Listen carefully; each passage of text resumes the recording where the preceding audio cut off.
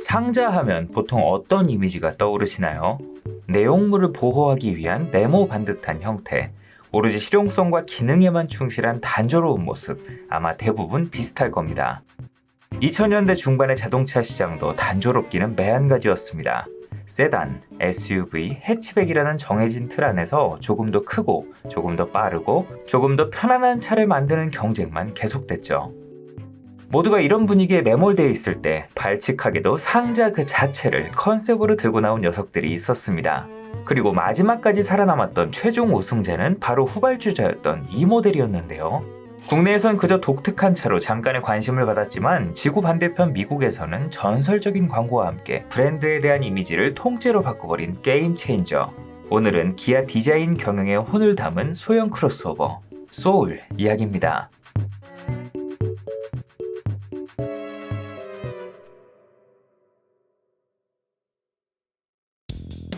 기아차를 다룰 때마다 매번 말씀드렸듯 2000년대 중반의 기아차는 그야말로 환골탈태의 시기를 겪고 있었습니다. 아우디와 폭스바겐을 거친 세계적인 디자이너 피터 슈라이어를 영입하고 디자인 경영이라는 깃발 아래 모든 것을 바꾸고 있었죠. 중형 세단 로체 이노베이션을 시작으로 포르테, K7, 스포티지 R에 이르기까지 나오는 족족이 디자인으로 시장을 뒤흔들었습니다. 그저 저렴한 버전의 현대차라는 꼬리표를 떼고 젊고 세련된 브랜드로 거듭나는 데 성공했어요. 하지만 디자인 경영이라는 큰 그림에는 아직 칠해지지 않은 부분이 있었습니다.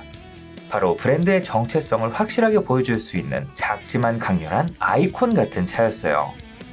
당시 현대기아차의 주력 수출 시장 북미에서는 아주 재미있는 흐름이 있었습니다. 바로 박스카의 등장과 흥행. 본래 일본의 가혹한 소형차 규격에 맞춰 경차를 중심으로 발전했던 장르인데 이게 토요타가 미국의 젊은 층을 공략해 내세운 서브 브랜드인 사이언의 XB, 혼다 엘리먼트 같은 차들로 이어지면서 개성을 중시하는 젊은 소비자들에게 많은 인기를 끌고 있었습니다. 가격 접근성이 뛰어난 데다 실용적이고 기존의 고리타분한 자동차들과는 확연히 다른 독특한 스타일, 기아는 바로 이 틈새 시장을 노렸어요.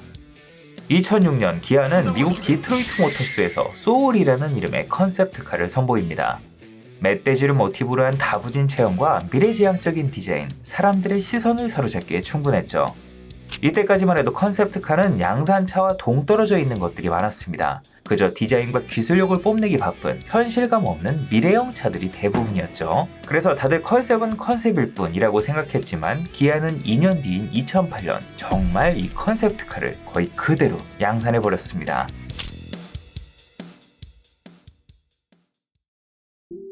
그렇게 등장한 1세대 소울, 정말이지 신선한 충격이었습니다. 장르를 규정하기조차 애매했죠. SUV라고 하기에는 낮고 해치백이라고 하기에는 또 높았습니다. 기아에서도 크로스오버, CUV라는 단어를 적극적으로 사용했던 기억이 나네요. 그냥 소울이라는 새로운 장르였어요. 사실 박스카라는 장르가 이 소울을 통해 국내에 처음 소개된 것은 아니었습니다. 최고의 패셔니스타이자 톱스타 이효리가 독특한 디자인으로 주목받은 2세대 닛산 큐브를 개인적으로 들여와 타는 모습이 화제가 되면서 박스카라는 장르가 국내 소비자들에게 알려지기 시작했어요. 소비자들의 긍정적인 반응이 많아지자 나름 시장성이 있다고 판단했는지 결국 2011년 3세대 닛산 큐브가 한국 닛산을 통해 정식 수입되고 기아차 역시 소울에 그치지 않고 박스형 경차를 개발하는 나비 효과를 일으키기도 했죠. 다시 돌아가 볼까요? 외관은 컨셉트카의 분위기를 충실하게 반영했습니다. 전면부는 이제는 익숙한 기아차의 패밀리룩, 호랑이 코 그릴을 중심으로 날렵한 헤드램프, 애교살처럼 자리잡은 방향지시 등으로 독특한 인상을 만들어냈습니다. 볼록하게 디자인한 앞뒤 핸더, 벨트라인을 높여 단단한 느낌을 줬고 언뜻 보면 네모 반듯하지만 뒤로 갈수록 서서히 좁아지는 윈도우 라인으로 경쾌한 느낌을 낸 것도 이 소울만의 개성을 더해주는 포인트였습니다. A필러를 검게 칠해 지붕이 떠있는 것처럼 보이게 하는 플로팅 루프 디자인도 요즘 차들은 흔하지만 당시 국산차에서는 정말 파격적인 시도였죠.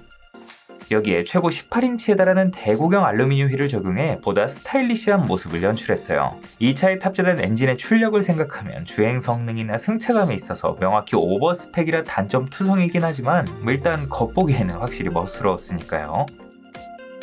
지금 봐도 신선한 뒷모습은 세로로 길게 뻗은 테일램프로 마치 배낭을 맨 것 같은 느낌을 줬고 앞모습과 통일감을 준 하단 범퍼 디자인도 독특했습니다.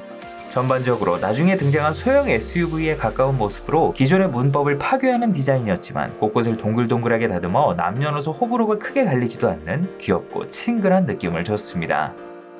또 시선을 사로잡는 강렬한 원색의 바디 컬러는 기본에 커스터마이징이라는 비장의 무기도 있었죠. 스포티함을 더해주는 꽃 모양 알루미늄 휠과 바디킷에 용문신까지 당시 순정 옵션으로 차를 이렇게까지 꾸밀 수 있게 한 건 사실상 소울이 처음이었습니다.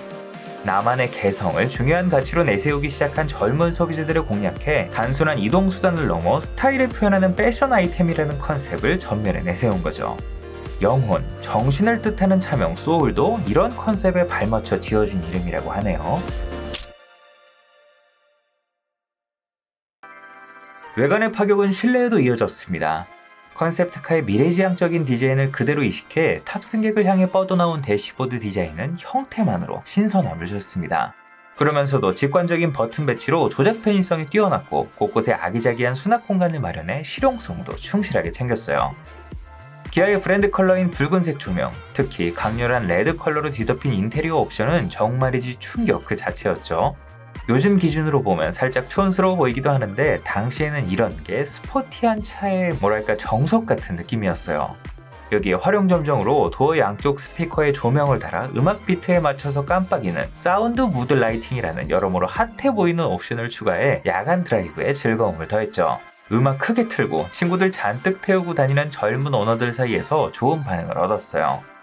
MP3나 아이팟, USB 메모리를 연결할 수 있는 AUX와 USB 포트, 블루투스 오디오 역시 타겟 고객의 성향과 잘 맞는 구성이었고 나중에는 저렴한 가격에 후방 카메라가 포함된 순정 내비게이션을 룸미러 속에 작은 후방 카메라를 띄워주는 독특한 옵션도 제공했던 게 기억에 남네요. 다만 소재감은 좀 아쉬웠습니다. 딱 차급에 맞는, 차급을 감안하더라도 살짝 질이 떨어지는 플라스틱이 많이 쓰였어요. 봉고 트럭에서 떼온 것 같은 이 기어봉은 솔직히 심했죠. 하지만 큰 문제는 아니었습니다. 소울은 애초에 고급스러움으로 타는 차가 아니었으니까요. 개성과 재미, 이 두 가지만으로도 모든 단점이 용서되는 차였습니다. 또 디자인에만 몰빵한 줄 알았는데 의외로 실용성까지 챙겼죠. 네모 반듯한 디자인 덕분에 앞좌석과 뒷좌석 모두 헤드룸이 쾌적했고 레그룸도 일반적인 준중형차 수준으로 꽤나 넉넉했습니다. 뒷좌석을 접으면 펼쳐지는 평평한 짐 공간으로 캠핑 장비를 가득 싣거나 원룸 자취방 이사 정도는 거뜬하게 해내는 기특한 친구였어요.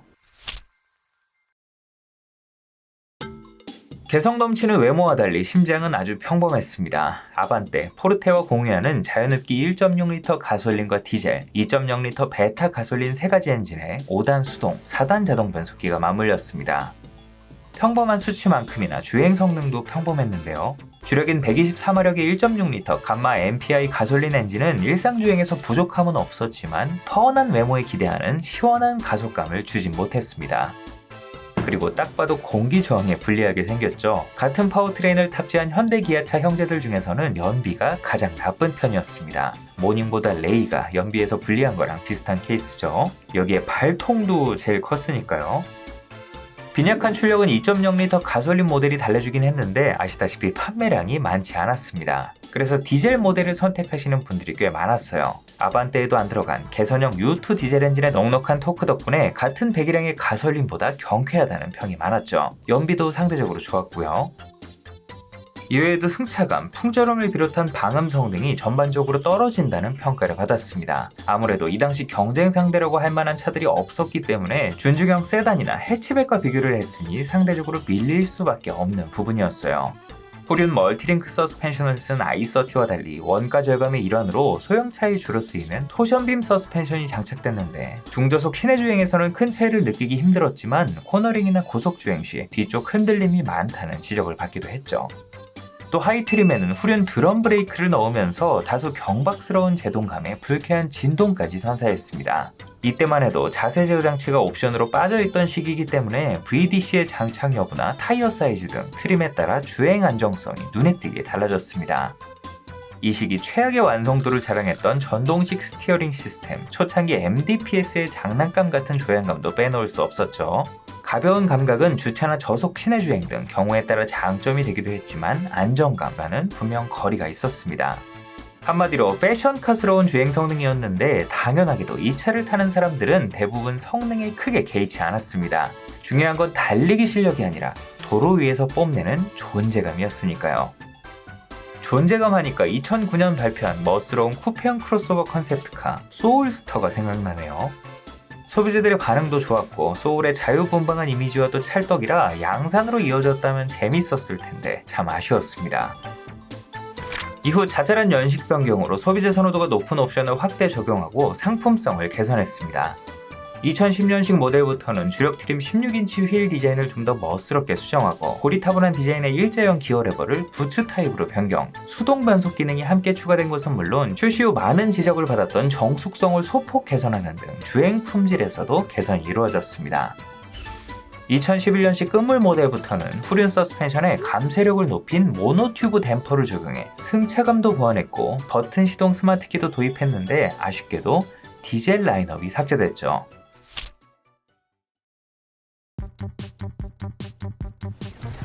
2011년 하반기에는 한 차례 페이스리프트를 거쳐 내외관 디자인을 수정했습니다.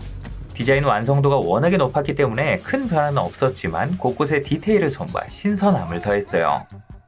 헤드램프를 프로젝션 타입으로 변경하고 블랙 베젤과 함께 LED 포지셔닝 램프를 추가해 인상이 한결 또렷, 어떻게 보면 스모키 화장을 한 듯 퇴폐미가 더해졌는데 사실상 달라진 부분이 별로 없는데도 인상이 확 바뀐 걸 보면 역시 사람이나 차나 이 눈매가 분위기에 많은 영향을 미치는 것 같아요. 다크서클은 좀 과한 느낌이 있긴 했지만 후면부도 LED를 더한 리어램프 하나로 눈에 띄게 세련되고 또 고급스러워졌습니다. 디자인이 여전히 미래지향적이라 10수년이 지난 지금 봐도 딱히 오래됐다는 느낌이 안 들죠. 실내 역시 큰 변화는 없었습니다. 기존의 독특한 레이아웃을 그대로 유지했고 버튼식으로 수정한 공조장치 조작부, 내비게이션의 화면 크기를 기존 6.5인치에서 7인치로 키워 새것의 느낌을 줬어요. 여기에 한국인이 사랑에 맞지 않는 편의 장비 중 하나인 열선 스티어링 휠, 크루즈 컨트롤과 오토라이트가 새롭게 추가된 것은 물론 직전 모델에서는 옵션이었던 사이드 및 커튼 에어백이 아예 기본 사양이 된 것도 반가운 변화였습니다. 진짜 변화는 본닛 아래에 있었는데요.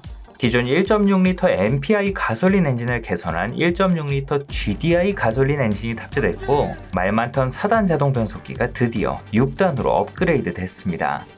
소소하게 인기를 끌었던 1.6L U2 디젤 모델 역시 함께 제공됐고 마찬가지로 6단 자동 변속기가 맞물렸죠. 판매량이 저조했던 2.0L 가솔린 모델은 빠졌어요. GDI 기술이 도입되면서 주력인 1.6L 가솔린 모델의 상품성이 크게 좋아졌습니다. 출력이 140마력으로 껑충 뛰면서 답답했던 가속 성능이 눈에 띄게 개선됐고 연비도 함께 좋아지면서 두 마리 토끼를 모두 잡았습니다. GDI 파워트레인이 막 등장했을 때라 좋기만 했습니다. 이때는 여기에 더 발전된 전자식 자세제어 장치로 주행 안정성을 보완한 것은 물론 흡차음제도 보강해 정숙성도 개선됐습니다. 6단 변속기 덕분에 고속주행 시 RPM을 적게 쓰는 것도 소음 개선에 한몫했을 거예요. 4단 달린 소형차들은 120만 넘어가도 대화가 안 되거든요. 여러모로 직전 모델에서 받은 피드백을 수용해 내실을 다진 모델이었죠. 1세대 소울은 국내 시장에서 월 1에서 2,000대 수준에 나쁘진 않지만 그렇다고 좋다고도 할 수 없는 무난한 성과를 기록했습니다. 내수 시장의 연간 판매 목표를 36,000대로 잡았는데 본격적인 판매가 시작된 2009년 21,000여 대, 해치백 i30보다도 저조한 성과였죠. 생소한 세그먼트인데다 디자인도 나름 파격적이다 보니 아무래도 대중의 선택을 받기엔 한계가 있었던 모양이에요. 하지만 바다 건너 미국에서는 말 그대로 새 역사가 쓰여지고 있었습니다. 힙합 비트에 맞춰 쳇바퀴를 돌리던 햄스터들이 소울을 타고 나타나 쿨하게 변신하는 이 광고, 주 고객층인 젊은 고객들의 마음에 꽂히면서 그야말로 초대박을 쳤습니다. 유튜브에서 수천만 뷰를 기록하고 주요 광고제상을 휩쓰는 등 단순한 자동차 광고를 넘어 하나의 문화 현상이 될 정도였어요. 이 햄스터 광고 덕분에 판매량도 승승장구, 기아는 소울이라는 단일 차종이 돋보이는 것을 넘어 지루하고 값싼 차 이미지에서 젊고 쿨하고 재미있는 브랜드로 이미지를 완전히 바꾸는 데 성공합니다. 소울은 미국에서 연간 10만 대 이상 팔려나가며 기아차의 실적을 견인하는 핵심 모델로 자리잡았고 레드닷 디자인 어워드를 수상하는 등 디자인으로도 세계적인 인정을 받았습니다. 외곽 내유라고 해야 될까요? 국내 시장에서의 아쉬움을 모조리 달래주고도 남았죠. 한편 1세대 모델은 최근까지도 가성비 좋은 중고차로 환영받았습니다. 촌스럽지 않은 세련된 디자인과 해치백 특유의 실용성은 물론 차체가 높아 타고 내리기 편리한 데다 남녀노소 누가 타도 쾌적하게 운전할 수 있었기 때문에 중장년층의 세컨드카, 사회초년생들의 첫 차로 제격이었어요. 소울은 단 한 세대 만에 전 세계에 자신의 이름을 각인시키는 데 성공했습니다. 이 이후에는 당연하게도 모두가 궁금해했죠. 이토록 강렬한 성공을 거둔 아이콘의 후속작은 과연 어떤 모습일까? 기아는 또 한 번의 파격을 선택했을까요? 아니면 안전이 보장된 길을 걸었을까요? 한층 성숙해진 모습으로 돌아왔지만 그만큼 더 무거운 기대를 짊어져야 했던 2세대 소울의 이야기는 다음 편에서 계속됩니다.